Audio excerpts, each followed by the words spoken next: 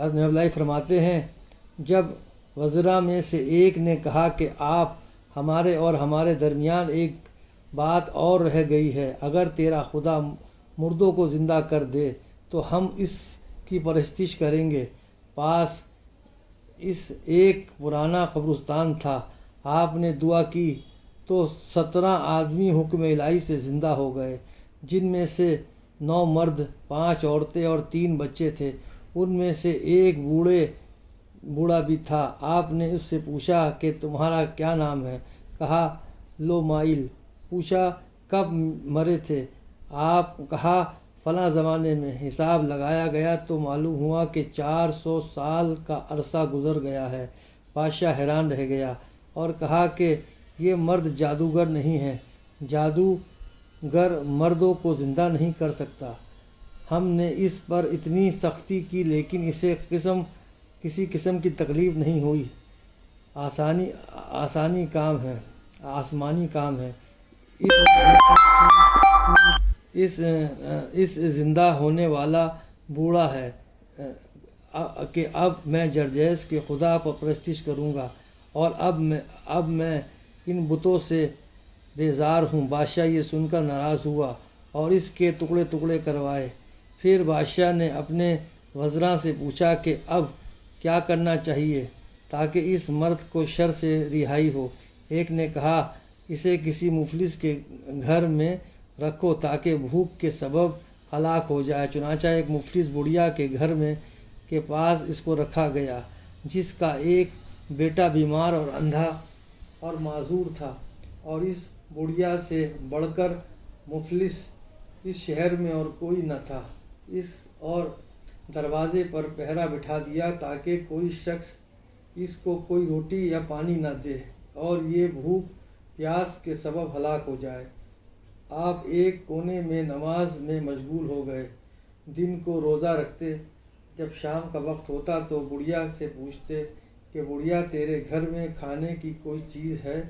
وہ کہتی اے جوان، میں مفلس بڑھیا ہوں اور میرا بیٹا بیمار اور اندھا ہے، میرے گھر میں کوئی چیز کھانے پینے کی نہیں ہے۔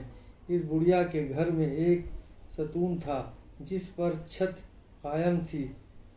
آپ نے اس پر ہاتھ رکھ کر اللہ تعالیٰ کی حمد و ثنا کی تو وہ درخت ہرا بھرا ہو گیا اور بار آور ہو گیا اور ایسا پھل لگا کہ جو کبھی کسی نے نہ دیکھا اور نہ سنا تھا۔ آپ نے وہ پھل کھایا اور بڑھیا سے کہا اللہ تعالیٰ کو پہچان، پہلے وہ بت پرستی تھی، مسلمان ہو گئی۔ پھر اس بڑھیا نے کہا کہ اللہ کے ہاں تیری ایسی قدر و منزلت ہے کہ خوش لکڑی تیرے خاطر سے وہ ہری بھری ہو گئی۔ تو میرے بیٹے کے لیے دعا کر کہ وہ بھی تندرست ہو جائے۔ آپ نے لڑکے کے آنکھوں پر دم کیا تو وہ بھلا چنگا ہو گیا۔ بڑھیا نے بہت منت و سماعت کی۔ چند روز اور آپ اس بڑھیا کے گھر میں رہے۔ ایک روز بادشاہ ادھر سے گزرا تو وہ سرسبز درخت دیکھ کر کہنے لگا کہ میں نے تو یہ یہاں کبھی نہیں دیکھا تھا۔ لوگوں نے کہا اس جادوگر کو اس عورت کے گھر رکھا گیا تھا، اسی نے یہ درخت اگایا ہے۔ بادشاہ نے حکم دیا کہ یہ درخت اکھاڑ دو اور گھر برباد کر دو۔ حکم الہی سے وہ درخت بھی ستون ہو گیا۔ بادشاہ نے حکم دیا کہ جرجیس کو لاؤ اور اسے زمین پر لٹکا کر اسے لوہے کے میخ سے مار مار کے پارا پارا کر دو اور جلا دو۔ ایسا ہی کیا گیا اور خاکسار اٹھا کر مہر لگائی گئی۔ پھر اپنے سے کہا کہ اسے لے جا کر ذرہ ذرہ کر کے دریا میں پھینکو تاکہ نصیحت و نیست و نابود ہو جائے اور ہم اس کے شر سے محفوظ رہ سکیں۔ جب اسے خاک کو اٹھا کر تھوڑا تھوڑا کر کے دریا میں ڈالا گیا تو آواز آئی کہ اے ہوا، زمین اور آسمان کا بادشاہ حکم دیتا ہے کہ ذرے ذرے کو جمع کر کے، کیونکہ ہم پھر اسے زندہ کریں گے۔ ہوا نے اکٹھا کر کے پانی پر ڈھیر کر دیا۔ چنانچہ اس بادشاہ کے نے دیکھا تو تھوڑی دیر بعد وہ جنبش کرنے لگا اور اس کے درمیان سے جرجیس پیغمبر نمودار ہوئے جو اللہ تعالیٰ کے حمد و ثنا کر رہے تھے۔ جب وہ لوگ شہر میں واپس آئے تو آپ ان سے پہلے ہی بادشاہ کے دربار میں موجود تھے۔ بادشاہ نے پوچھا کہ تو مر گیا تھا، پھر کس طرح زندہ رہ گیا؟ واقعی تو سچا ہے اور تیرا خدا قادر ہے اور ہمارے بت عاجز ہیں، لیکن میں اب تیرے خدا کی پرستش کروں تو لوگ مجھے ملامت کریں گے اور کہیں گے کہ ایک آدمی کا بھی مقابلہ نہ کر سکا۔ اب ایک کام اور ہے جس میں ہم دونوں کی بھلائی ہے، وہ یہ ہے کہ ایک مرتبہ تو ان بتوں کو سجدہ کر لے تاکہ لوگوں کے قول و قال کا درمیان سے اٹھ جائے، پھر میں تیرے خدا کی پرستش کروں گا اور بتوں سے بیزار ہو جاؤں گا اور انہیں توڑ دوں گا۔ آپ نے چاہا کہ محبت خدا ظاہر کریں، فرمایا اچھا منظور ہے۔ بادشاہ خوش ہوا اور آپ کے سر و چشم کو بوسہ دیا اور کہا کہ آج کی رات اور کل دن تک میرے پاس رہ تاکہ لوگوں کو معلوم ہو جائے کہ ہمارے مابین صلح ہو گئی ہے، پھر ہم دونوں بت خانے میں جائیں گے۔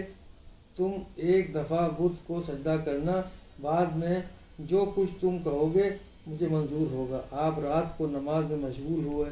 ایک عورت بھی آپ کے پیچھے نماز میں مشغول تھی۔ جب آپ نے دیکھا تو اس کو اسلام سکھایا اور وہ مسلمان ہو گئی۔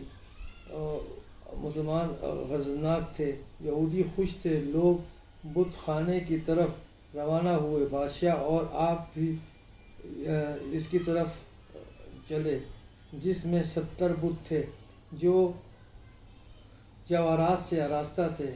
آپ دیر تک ان کی طرف دیکھتے رہے کہ اتنے میں ہی وہی عورت بچے کو اٹھائے ہوئے آئی۔ آپ نے اس بچے کو آواز دی کہ اے فلاں لڑکے، اسے وقت کہا لبیک یا نبی اللہ، فرمایا گود سے نیچے اتر۔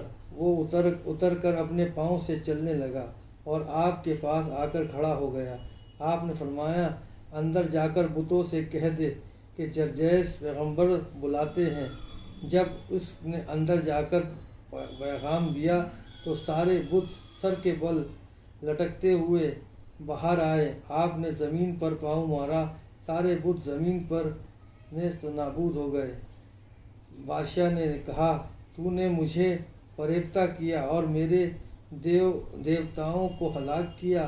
فرمایا یہ میں نے اس واسطے کیا تھا تجھے معلوم ہو جائے کہ وہ خدا نہیں ہے، اور یہ کہہ کہ وہ مجھ پر وہ نہیں کر سکتے۔ شیطان کو پکڑ لیا، کہا کہ اے ملعون، یہ کیا بات ہے جو تو کر رہا ہے؟ خود ہی ہلاک ہوا اور خلقت کو بھی ہلاک کر رہا ہے۔ خود تو دوزخ میں گیا ہے، اب خلقت خدا کو بھی دوزخ میں لے جاتا ہے۔ شیطان نے کہا کیا آپ کو معلوم نہیں ہے کہ میرے نزدیک ایک آدمی کو راہ راست سے بھٹکانا تمام چیزوں سے پیارا ہے؟ نیز کہا کیا آپ کو یہ معلوم نہیں کہ جب اللہ تعالیٰ نے فرشتوں کو سجدہ کا حکم دیا تو سب نے آدم علیہ السلام کو سجدہ کیا، میں نے نہیں کیا، میں نے دوزخ منظور کر لیا پر سجدہ نہیں کیا۔ بادشاہ کی بیگم نے بادشاہ کی طرف دیکھا اور کہا اب اللہ تعالیٰ کے عذابوں میں سے اور کون سا عذاب باقی رہ گیا ہے اور کون سی سختی باقی رہ گئی ہے جو تو نے اس کو نہ دی؟ یہ کہہ کر وہ دعا کریں تاکہ تم غرق ہو جاؤ۔ بادشاہ نے ناراض ہو کر کہا کہ تو اس کے جادو پر فریفتہ ہو گئی ہے، بس 20 سال سے مجھے یہ فریفتہ کرنے کی کوشش کر رہا ہے۔ مگر میں نہیں ہوا۔ یہ سن کر بادشاہ کی بیگم مسلمان ہو گئی اور بادشاہ نے اسے مار ڈالا۔ اس عورت نے جرجیس سے کہا کہ آپ دعا کریں۔ آپ نے دعا کی تو فرشتے کھلا کر کے اس کی روح کو بہشت میں لے گئے۔ بعد میں جب آپ نے دعا کی کہ پروردگار، جب تک انہیں میرے روبرو میں غرق نہ کر دے، مجھے نہ اٹھانا۔ یہ دعا کرتے ہی بجلی چمکی اور سارا جہاں تاریک ہو گیا اور زلزلہ آنا شروع ہوا، جس سے زمین پھٹ گئی اور بادشاہ اور مہے لشکر سمیت زمین میں غرق ہو گیا اور اس کا گھر نام و نشان تک مٹ گیا۔ السلام علیکم۔